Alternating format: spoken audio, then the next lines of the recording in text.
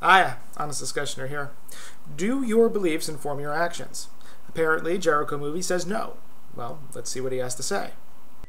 There is this dogmatic, unverified, unproven statement about the universe, about actually human behavior, that jostles and bumps and knocks around the interwebs, in higher education, wherever, and I have never seen any proof for it.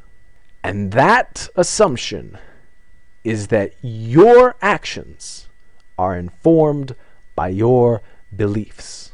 Okay, so Jericho posits that there is no reason at all to think that beliefs inform actions.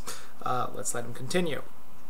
Let's consider a very basic and very immediate example. A Muslim extremist with a bomb strapped to their chest. Are we to believe that it is by mere fact that they are a Muslim that they have the bomb strapped to their chest? If so, then we should not be able to find a Muslim who finds that kind of behavior bad. Wait, what? Islam is a collection of beliefs, and individuals may adopt some, but not all. The belief that would inform someone to commit violent actions would be a lot more specific than Islam.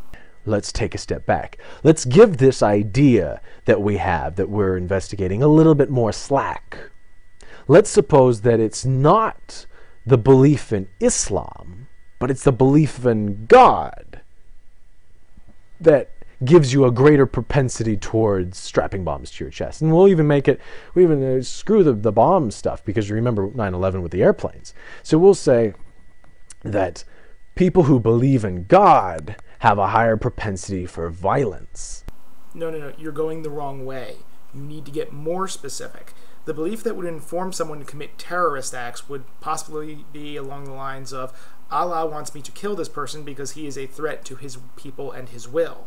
So what you should be saying is, if beliefs don't inform actions, find me a person that believes America is an infidel institution that goes against the will of Allah, who commands we violently destroy any such infidel institutions, but also doesn't lift a finger to try to make that happen.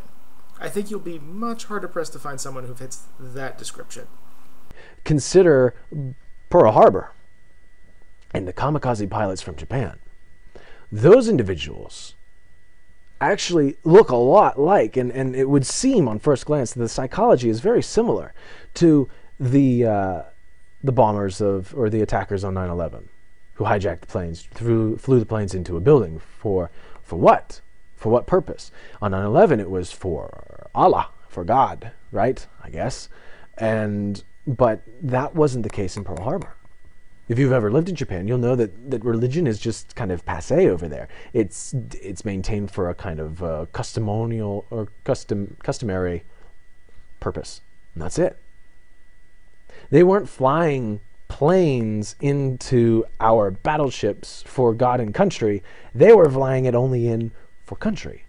Okay, let's say I grant you all of that. The idea that belief in God makes you more violent, which I'm not arguing is true, by the way, but that idea that if you believe in God you'll be more prone to violence is not damaged by the fact that another group found a different reason for violence.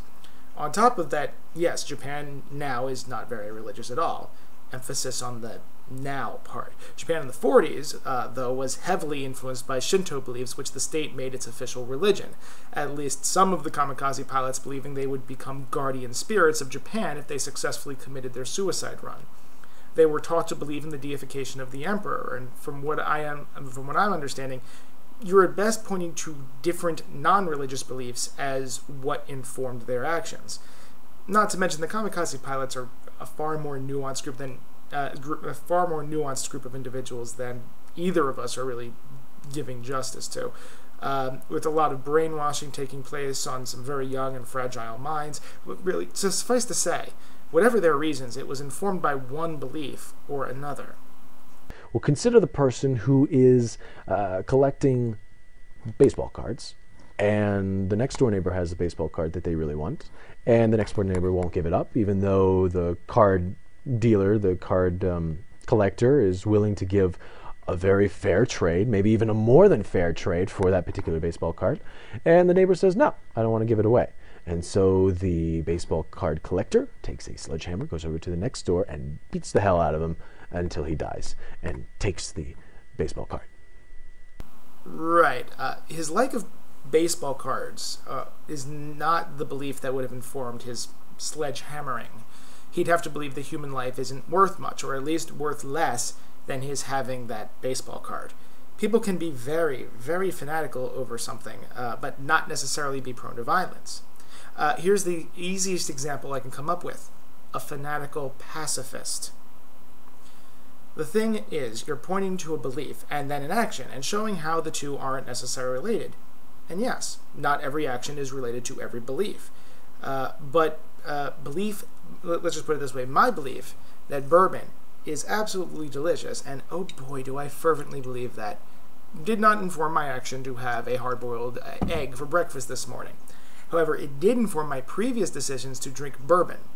I have a bowl of Hershey Kisses over there, and I'm not so fervent in my belief that they are tasty, but still, this unfervent belief informs and influences my decision to consume those Hershey chocolates.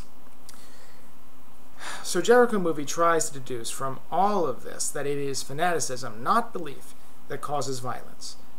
I find this quite strange, because his thesis here is that beliefs don't inform actions, but he only gives examples of violent or aggressive actions and doesn't actually talk about the more specific beliefs that would inform those actions.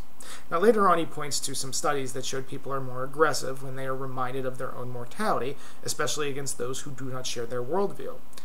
This, to me, only seeks to discredit his position. From Jericho's point of view, it clearly shows that it is your awareness of your own mortality that influences your behavior, but he's merely pointing to another belief that is informing your actions. We don't think about our mortality on a day-to-day basis, and being reminded of that belief, even if it is an entirely rational one, which virtually all humanity holds, changes their actions. Am I wrong? What if they were told and convinced that they weren't going to die? In one example, he shows that judges levy a small fine on prostitutes normally, but when reminded of their mortality, they impose heavier fines. Listen to Jericho on this point.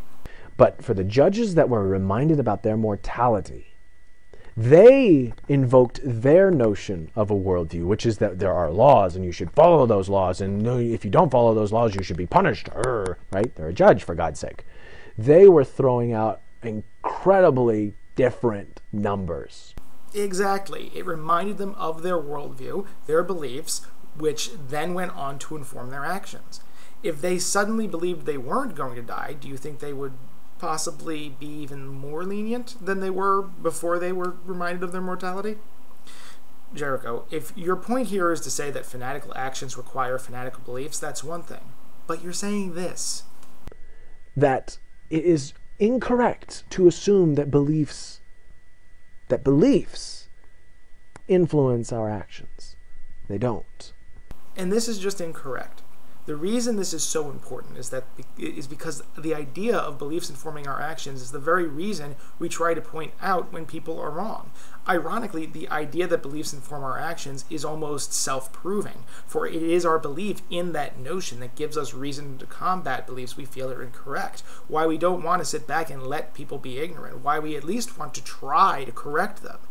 If you want to say that fanatical beliefs inform fanatical action, then fine. But I don't think anyone is arguing that isn't the case. And you can't say that beliefs don't inform actions. It isn't even an overgeneralization to say belief informs actions. It is a statement that is true in virtually every example we have. That's about it. Have a nice day. Honest Discussioner, out.